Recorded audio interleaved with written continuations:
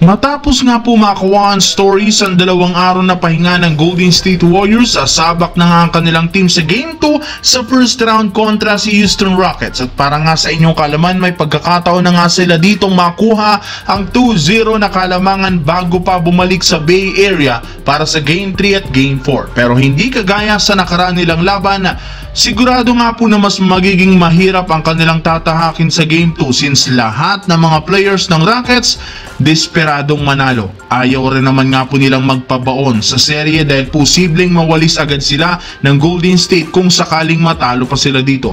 Subalit kung si Draymond Green ang inyong tatanungin, wala rin naman siyang pakialam kahit desperado ang Houston ngayon. Ang mahalaga sa kanila makuha ulit ang panalo at sinisigurado niya agad ngayon sa media na magagawa nila yan, lalo pat wala rin naman kakayahan ang Houston Rockets na pigilan ang kanilang opensa, especially ang dalawang superstar na sina Jimmy Butler at Stephen Curry na inaasahang maghahalimaw muli sa kanilang next game. Samantala, kasunod nga po ng pagkapanalo ng Lakers laban sa Wolves, inamin mismo ni Luka Doncic, wala rin naman silang ginawang malaking adjustment sa game. Sadyang mas naging physical lamang sila sa opensa at depensa kumpara sa Game 1. Sinabi rin naman ito na kailangan nga po nilang dalawa ni LeBron na panatilihing solido ang team dahil siguradong hindi magiging madali ang pagpunta nila sa Minnesota na merong Anthony Edwards na handang mag-step up. Ngunit mukhang hindi na rin naman po problemahin pa ng Lakers si Edwards, lalo pat